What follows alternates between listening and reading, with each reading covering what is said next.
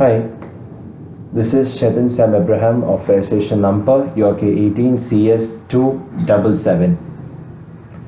So today I'm going to explain the 8th experiment of operating system learn, that is implementation of deadlock avoidance algorithm, and as we call it as Banco's algorithm. So today's aim is to write a program to simulate Banco's algorithm for the purpose of deadlock avoidance using C++. So let's just go directly into the program. Here's the algorithm. We have started the program, get the values of the resources, get the available value. After the allocation, find the need value, check whether if it is possible to allocate. If it is possible, then it is in a safe state. If it is not, it's not in a safety state. And if the new request comes, then check the system is in safety, or it will allow for the request, and then just click on it for the request and then just stop the program. So this is the algorithm of the basic of the Banco's algorithm that we're going to do. So let's go directly into the program and I'll just explain from that. So I'm using C++ shell website to execute this program. So let's just go directly into the program. You go for hash include IO stream, and this is in C++ mode, obviously. Hash include IO stream using namespace std. Int mean you opening the main function int nm allocation 1010 is like a double memory variable. Maximum for allocation is 10 we're taking the size. Maximum 1010 available, we're taking a single memory, that is avail for 10 as size k PID, and then request is like 10. And then cout enter number of process is for n, and cout enter number of resources, that's for m. Opening a for loop over here, and then we go for enter the details of the process and allocation value of the process. And then we are allocating each value. We are printing the details and we are entering the details into allocation variable 1, 2, and 3 for process 1. For process 2, and then we're taking the maximum of process 1, and then we are checking the maximum variables, and then cout enter the available resources. We are going for loop over here, cn avail of 1, and then int need of nm for fn of answer m, and int is equal to 0. We open 3 variables over there, we're taking the index is equal to 0. For k is equal to 0, k is less than n, k plus plus, f of k is equal to 0. For int I is 0, I less than the for loop, and I plus plus, taking 2 variables because it's a double memory allocation. So int of I and int of j, 2 variables. And we're taking need of ij is equal to maximum minus allocation gives you the need value. And then we are going for int of y equal to 0, we will open another variable. Opening a for loop, and inside the for loop we are taking a nested for loop, that is for I equal to 0, I less than n, I plus plus, and if f of I is equal to 0, we go into it and then into the if loop, and then int of flag is equal to 0 for int j equal to 0, j less than n, j plus plus, and then if need of ij is greater than avail of j, that means flag is 1, it breaks the loop.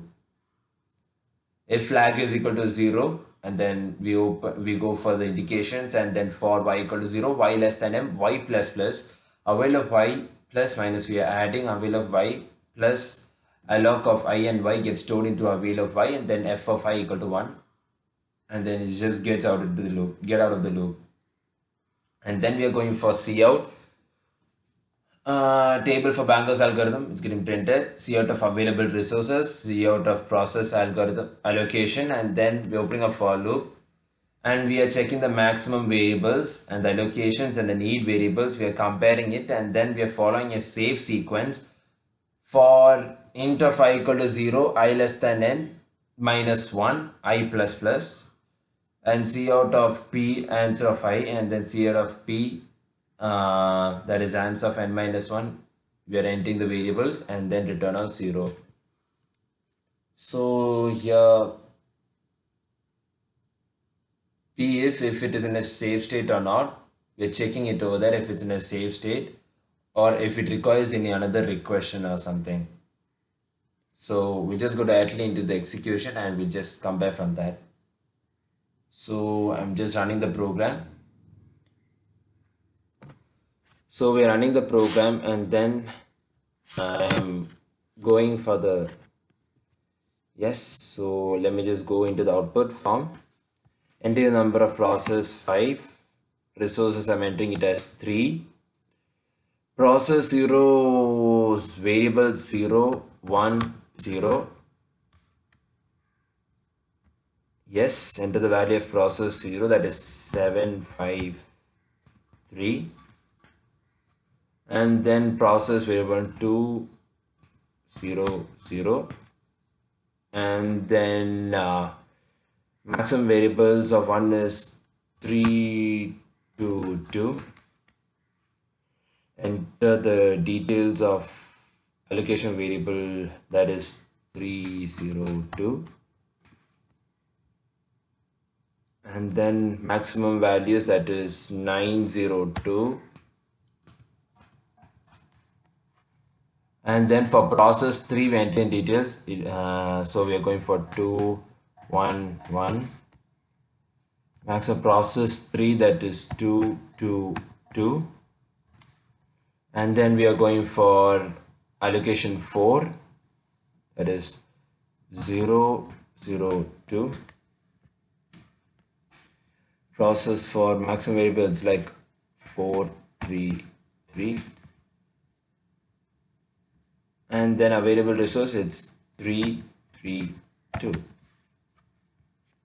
And then we get into the following details of process 1 for P1, P2, P3, P4, P5. 5 allocations, 5 maximum variables, and 5 needs has been given.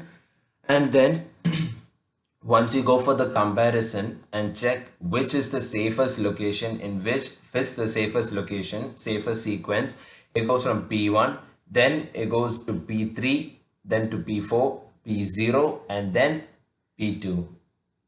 Yeah.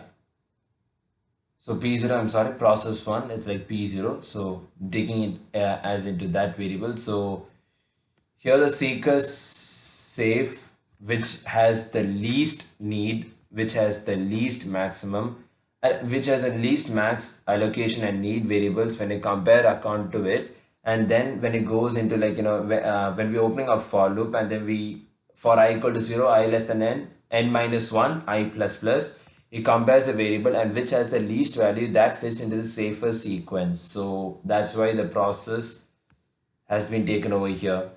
Process is given over here and that sequence. So here ends my 8 program, and here is where we use the safest sequence. This is how we use the Bangos algorithm to check the if check for the deadlock allocation if it once enters into the sequence, if it once enters the sequence, safe sequence. So here ends my 8 program. Thank you.